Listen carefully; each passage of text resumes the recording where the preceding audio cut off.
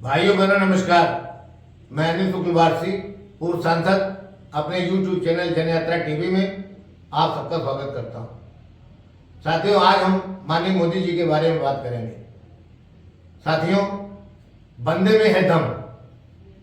4 जून 2024 को लोकसभा चुनाव की मतगणना के बाद शाम 7 बजे हिंदुस्तान के प्रधानमंत्री और दुनिया के महानतम नेता श्री नरेंद्र भाई मोदी जी भारतीय जनता पार्टी के केंद्रीय कार्यालय नई दिल्ली पहुंचते हैं और वहां उपस्थित पार्टी कार्यकर्ताओं द्वारा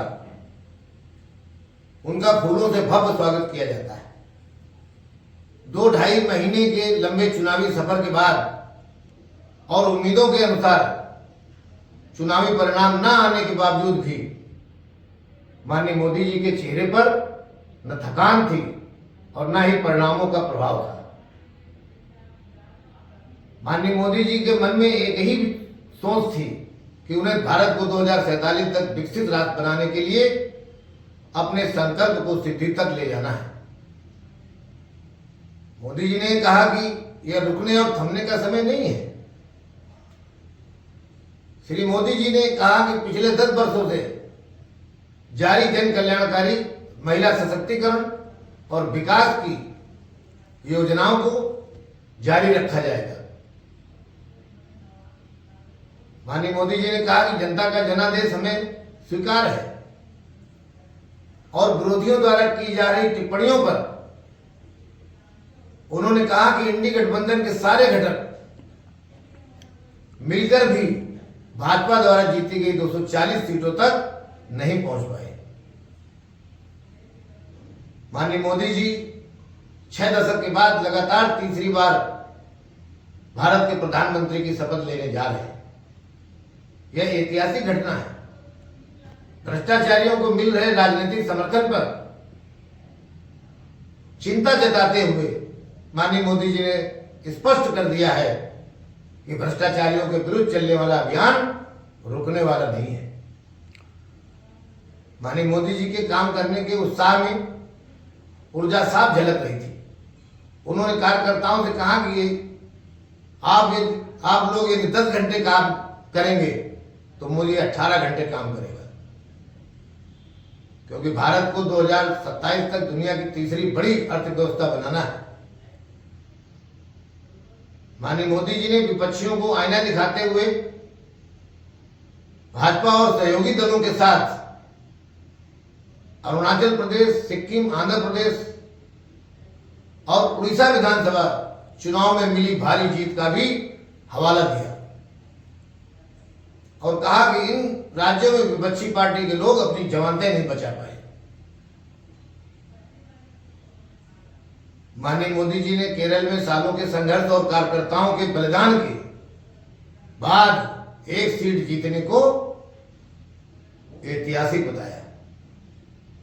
माननीय मोदी जी की इस उम्र में देश को ऊंचाइयों पर ले जाने का मजबूत संकल्प और रात दिन कार्य करने की ललक निश्चित तौर से भाजपा कार्यकर्ताओं में एक मजबूत और उत्साहवर्धक जोश भर गया। उक्त मौके पर बोलते हुए माननीय मोदी जी ने अपनी मां को भी याद किया और कहा कि इन भावुक क्षणों में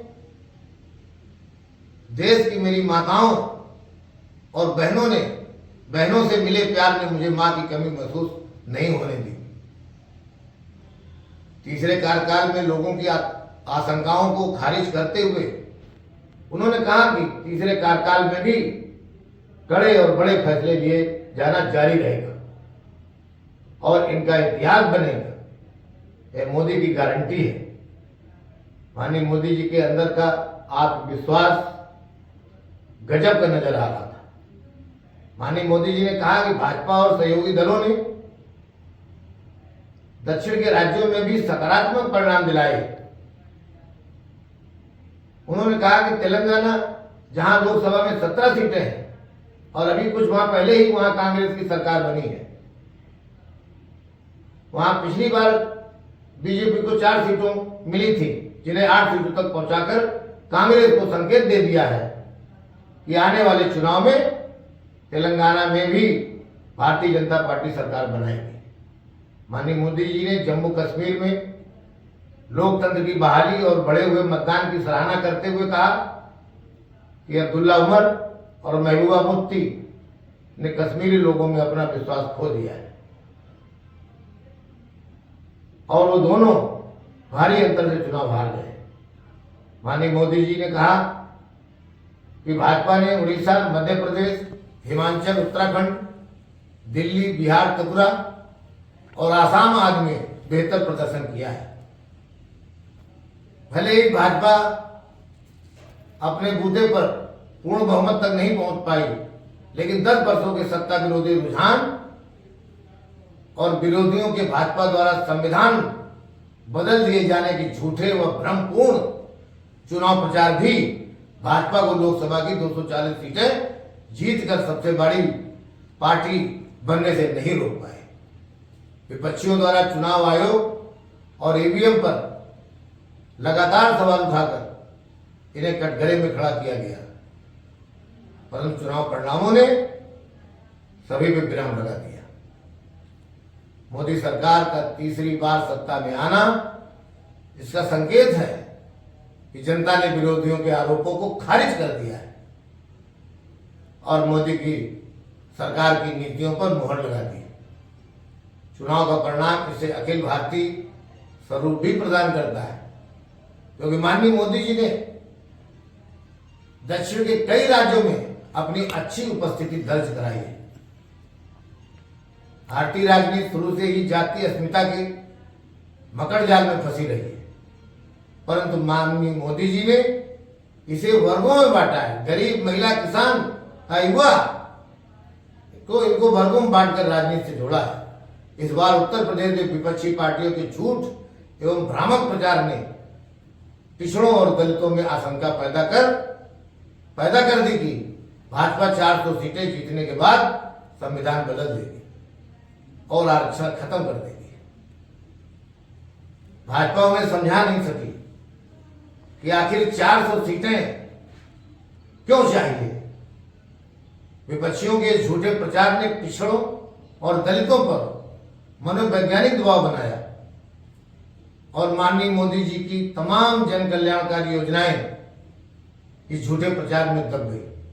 भाजपा के लोग गांव-गांव, विशेष तौर पर दलितों के बीच में भाजपा द्वारा लाए गए नए दलित एक्ट, बाबा साहब के पंचतीर्थ और गरीबों के लिए किए जा रहे बुनियादी कामों को नहीं समझा पाए।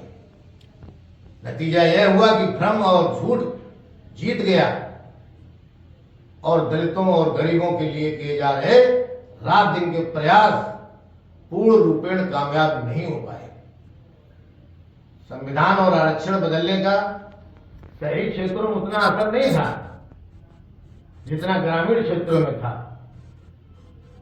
अब भाजपा के लोगों को गांव-गांव जाकर दलितों को भ्रम को दूर करना पड़ेगा और उन्हें सही बात समझानी पड़ेगी। बहुत बहुत धन्यवाद। यदि आपको मेरा चैनल पसंद आया हो तो इसे लाइक और सब्सक्राइब करना न भूलें।